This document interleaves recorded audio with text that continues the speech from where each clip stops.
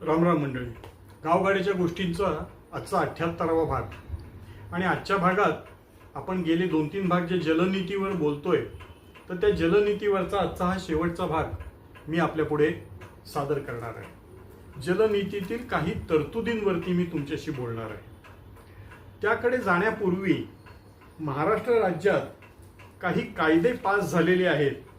त्या कायद्यांची आपल्याला माहिती असणं फार गरजेचं आहे. ग्रामीण विकासात काम करताना महाराष्ट्रामध्ये शेतकऱ्यांकरवी सिंचन व्यवस्थांचे व्यवस्थापन असा कायदा 2005 साली पास झालेला होता. MMISF असं त्या कायद्याचं शॉर्ट फॉर्म आहे. MWRRA म्हणजे नदी खोरे विकास महामंडळांची स्थापना झालेली होती. हेही महाराष्ट्राने केलेलं आहे. महाराष्ट्राने भूजला संदर्भातला कायदा 2009 साली पास केलेला आहे.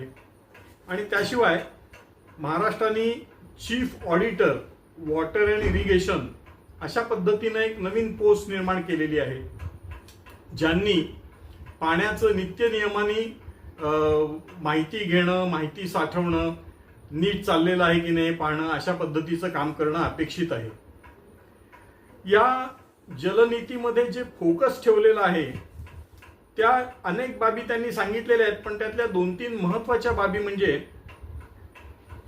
सर्व लाभधारकांचं यामध्ये पार्टिसिपेशन असलं पाहिजे, सहभाग असला पाहिजे, अशा दृष्टीनं ही जलनीती तयार केलेली आहे. अशा सहभागाला उत्तेजन देणारी जलनीती तयार केलेली आहे.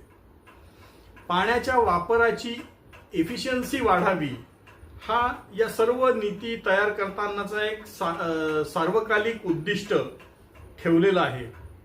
अंतिमतः पाण्याचा गुड गव्हर्नन्स, चांगलं व्यवस्थापन व्हावं आणि ते होत असताना त्यामध्ये पारदर्शिता असावी. त्या संदर्भात, पाण्याच्या संदर्भात कुठलेही निर्णय घ्यायचे झाले तर ते माहितीवर आधारित असे निर्णय घेतले जावेत आणि समानता, सामाजिक न्याय आणि शाश्वत टिकाऊपणा हे या निर्णय घेण्यामागचे उद्देश असावेत. म्हणजे हे सगळे निर्णय घेताना हे उद्देश पुरे होतील असं बघितलं पाहिजे. जलनीतीचं सर्वात महत्वाचं वैशिष्ट्य जे आपल्याकरता आहे ते म्हणजे पाण्याचा प्राधान्यक्रम सांगितलेला आहे. एकदा का माणसाच्या गरजा भागल्या शुद्ध पाण्याच्या संदर्भातल्या, की मग पाण्याचा वापर कसा केला जावा, तर इतर जी घरगुती कारणं आहेत हा दुसरा प्राधान्याचा विषय आहे. कृषी आणि कृषीवर आधारित असे उद्योग यांना तिसरं प्राधान्य दिलेलं आहे. इंडस्ट्री, उद्योग यांना चौथं प्राधान्य दिलेलं आहे. इकोसिस्टीम याच्यासाठीही पाण्याचा वापर करण्याकरता प्राधान्य दिलेलं आहे. आणि मग सर्वात शेवटचं प्राधान्य हे काही सांस्कृतिक, धार्मिक, अम्युजमेंट म्हणजे पार्क, वॉटर पार्क वगैरे अशी जी काही ऍक्टिव्हिटीज असतात अशा ऍक्टिव्हिटीज करता प्राधान्याचं सगळी वर्गवारी केलेली आहे. त्यांना 6वं प्राधान्य दिलेलं आहे. शेती संदर्भात पाण्याचं नियोजन करताना जलनीती काय सांगते, तर ते असं सांगतात की कंजंक्टिव्ह यूज ज्याला म्हणतात, म्हणजे संयुक्त वापर, भूजलावरचं भूजल जे जमिनीवरनं वाहणारं भूजल, त्यानंतर जमिनीच्या पोटातलं भूजल, सॉइल मध्ये असणारं मॉइश्चर, या सगळ्याचा एकत्रित विचार करून पाण्याचं नियोजन केलं जावं अशी ही पॉलिसी सांगते. जिथे शक्य असेल तिथे चाऱ्यांच्या ऐवजी पाईपनी पाण्याचा सप्लाय व्हावा, जेणेकरून पाणी वाया जाणं, बाष्पीभवनाच्या द्वारे वाया जाणं हे वाचेल आणि शेतकऱ्याला सुद्धा जितकं मागितलंय तेवढं पाणी मिळेल याची निश्चिती होईल.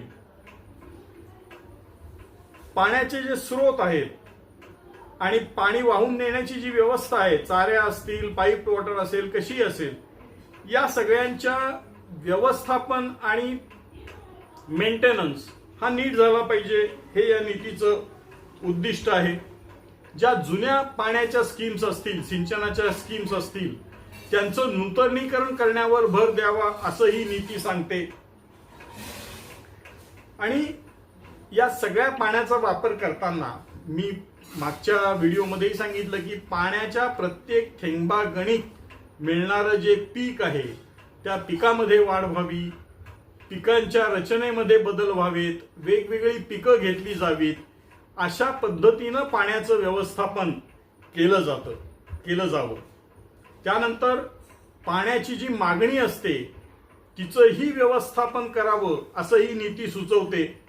आता मागणीचं व्यवस्थापनामध्ये काय येईल तर ज्याला आपण ड्रिप इरिगेशन किंवा स्प्रिंकलर इरिगेशन असे पाणी बचतीचे जे मार्ग आहेत त्यांच्या वापराला प्रोत्साहन देणं हे पाण्याच्या मागणीच्या व्यवस्थापनामधला एक घटक आहे. आणि शेवटचा मुद्दा मला सांगायचा आहे तो म्हणजे पाण्याचे चार्जेस दिले गेले पाहिजेत. पाण्याच्या चार्जेसचं महत्त्व ही जलनीती अधोरेखित करते.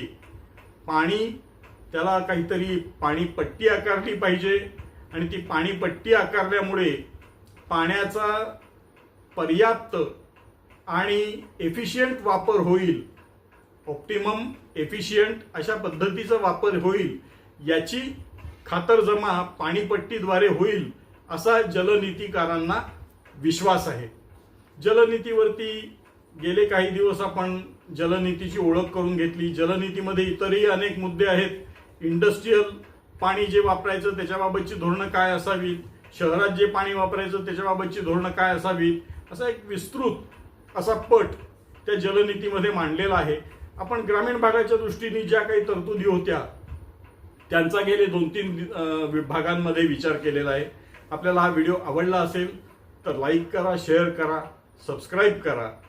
धन्यवाद.